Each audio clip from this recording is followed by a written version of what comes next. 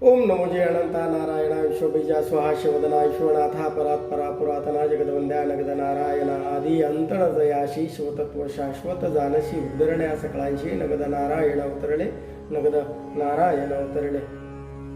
अध्यात्म विश्वाच्या अवकाशातील तळपणारा तेजस्वी सूर्य महर्षी महात्मा नगद नारायण महाराज यांचा कृपाशीर्वाद आणि दयानिधी करुणानिधी महंत मठाधिपती शिवाजी महाराज यांच्या प्रेरणेतून चाललेलं हे नगद नारायण महाराजांचं चिंतन. आणि आज यामध्ये आपण नगद नारायण महाराजांची वाणी, नगद वाणी ती कशी असते, तिचं स्वरूप कसं असते, ती कशी ओळखावी आणि ती उच्चारल्यानंतर आपल्या पदरात काय फळ पडणार आहे या संदर्भामध्ये आपण या ठिकाणी आज विचारमंथन करणार आहोत.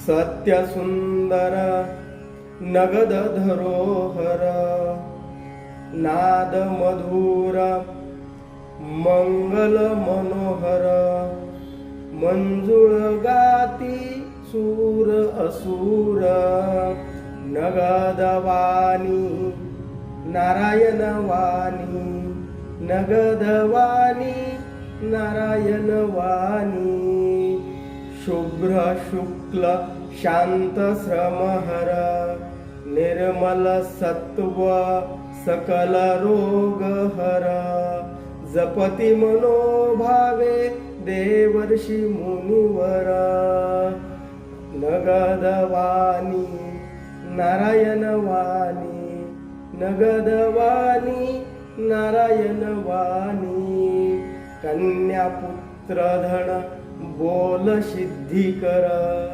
शुद्ध आनंद दोष दुःख हर नारायण वाणी अनंत पाप हर नारायण वाणी अनंत पाप हर नगद वाणी नारायण वाणी नगद वाणी नारायण वाणी. कशी आहे नगद नारायण वाणी? ही सत्य आहे, ती सुंदर आहे आणि नगद या सृष्टीचं वैभव आहे.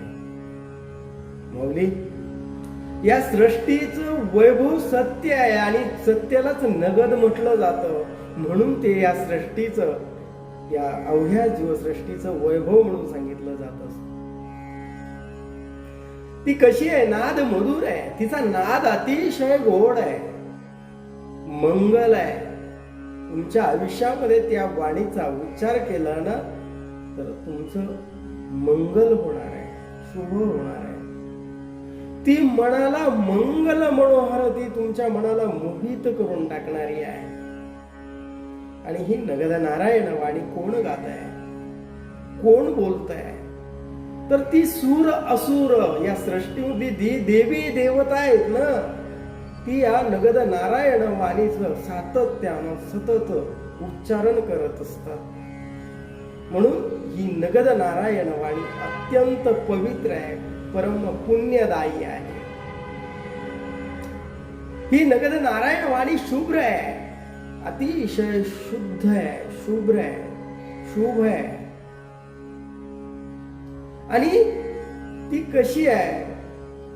शांत आहे, शुभ्र शुक्ल शांत श्रमहर. ती शुभ्र आहे, शुक्ल आहे आणि शांत आहे.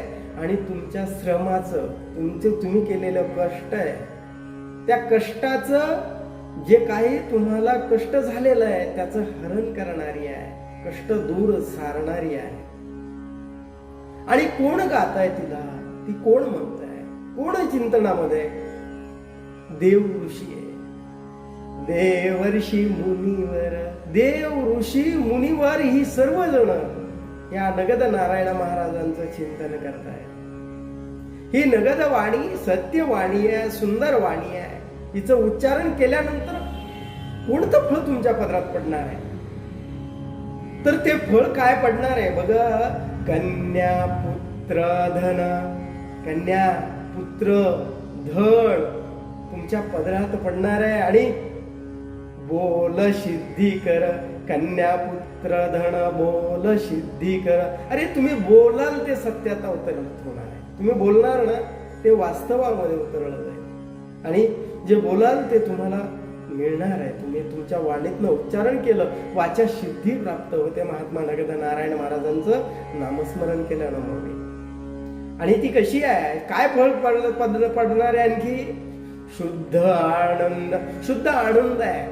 शुद्ध आनंद दोष दुःख आनंद. अरे शुद्ध प्रकारचा आनंद तुम्हाला मिळणार आहे आणि दोष, तुमच्यामध्ये असणारे सर्व दोष आणि दुःख हे दूर केले जाणार आहेत, दूर होणार आहेत. आणि नगद नारायण वाणी. नगद नारायण वाणी अनंत पापहर. अरे नगद नारायण महाराजांची वाणीचं उच्चारण केलं ना तर ती अनंत, तुमच्या अनंत जन्माच्या पापाचं हरण करणारी आहे. म्हणून ही सर्वश्रेष्ठ पुण्यदायी फलदायी अशी नगद नारायण महाराजांचे नामस्मरण, नामचिंतन, नगद वाणीचं स्मरण रोज केल्यानं तुम्हाला सही सांगितलेली सर्व फळ पदरात पडल्याशिवाय राहणार नाहीत. हा नगद नारायण महाराजांचा कृपा आशीर्वाद, शुभ आशीर्वाद, महात्मा नगद नारायण महाराजांचा आशीर्वाद, महंत मठाधिपती शिवाजी महाराजांचा आशीर्वाद आपल्या या चिंतनामध्ये केल्यानंतर, नगद नारायण महाराजांचं चिंतन केल्यानंतर तुमच्या पाठीशी अखंड राहणार आहे. नगद नारायण महाराज की जय.